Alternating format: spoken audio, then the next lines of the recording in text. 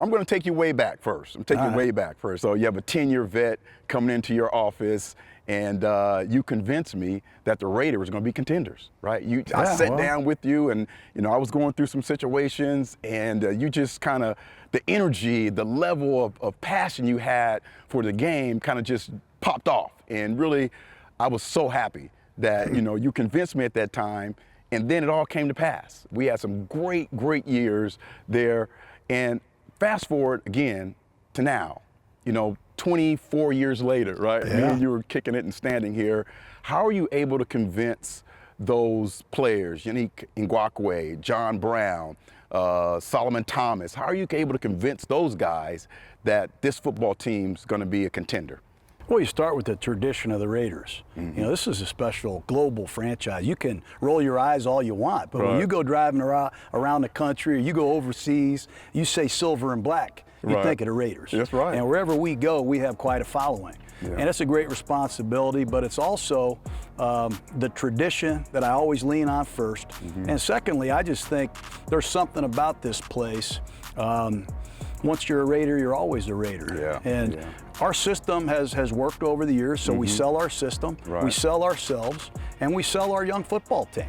We feel like we are on the rise, and we needed guys like Eric Allen. We needed a couple veteran players like William Thomas. That's right, Willie T. If you can add the right football character and experience to a mix of young guys in the silver and black, good things can happen, and I think that's what we're in the process of doing. Yeah, that's awesome. That really is awesome.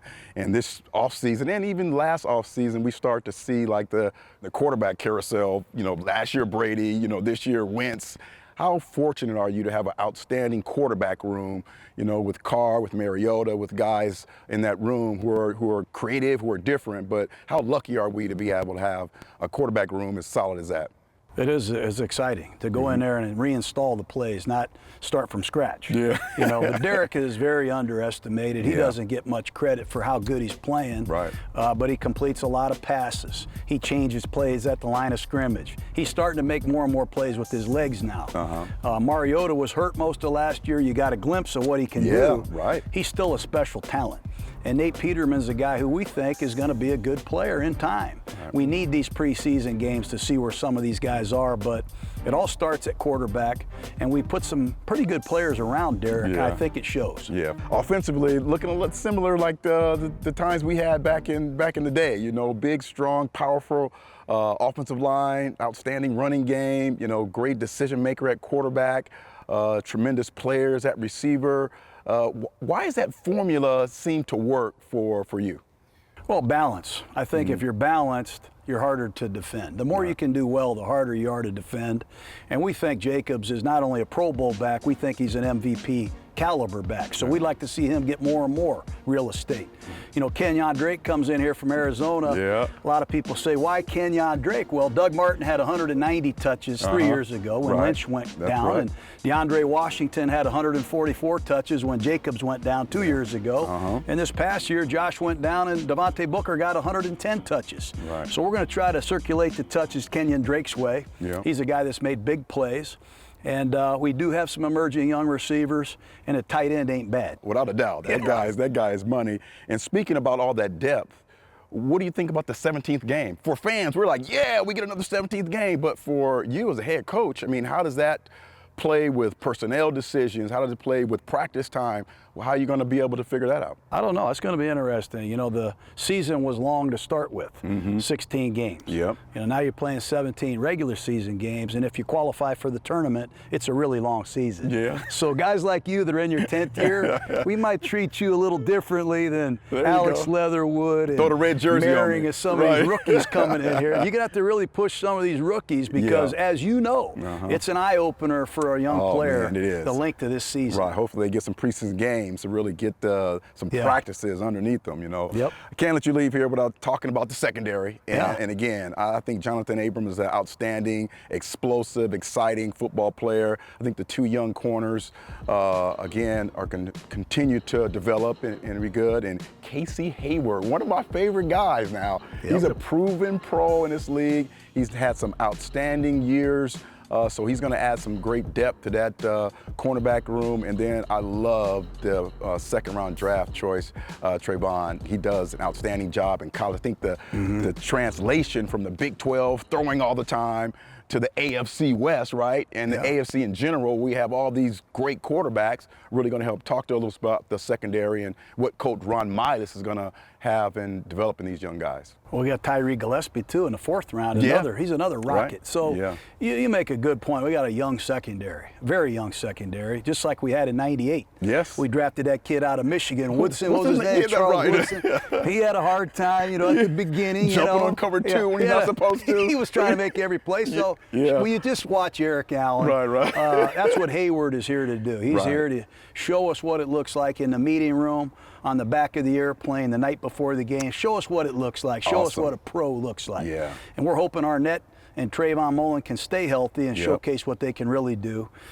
Abrams got to stay healthy. He does. You can't be a great player when you're in the tub. In the tub, right. But he is a heck of a talent. He's had a great offseason.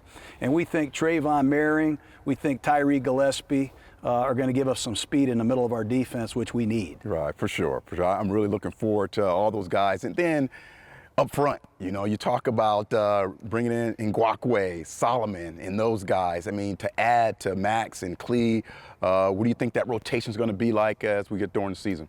I think it all starts up front. You know that. I don't care how Reggie good you White, cover. Reggie White, Jerome Brown, Jerome Brown. How about Clyde Simmons? Clyde Simmons, the quarterback can't make a pizza standing back there. You just can't let him go back there and cook dinner and look around back there and throw the ball. We have to get after the quarterback.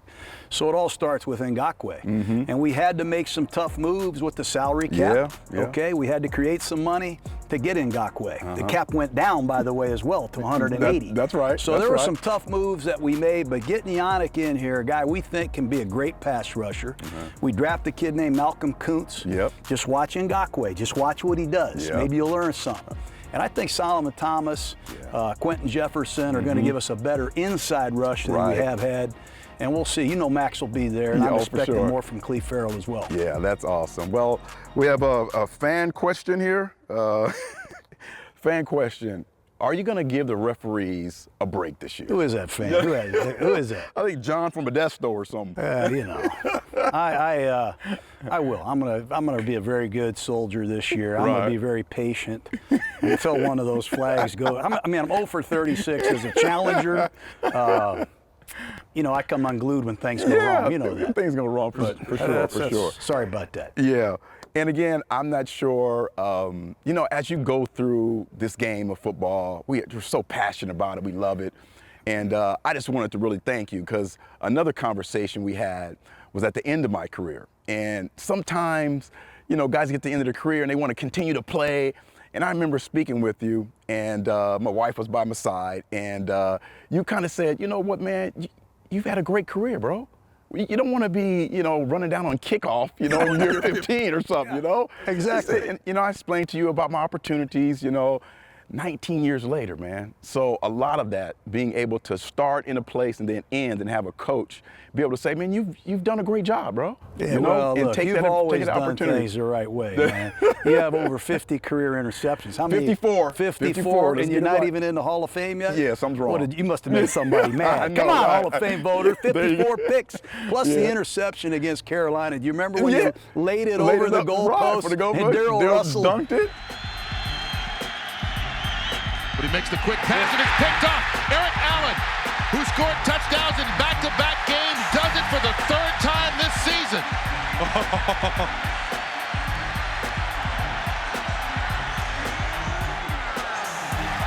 Third touchdown in 5 games for Eric Allen. See that? I mean, you always had style too, man. For sure. Really appreciate it. Thanks, Coach. Great seeing you, EA. All right.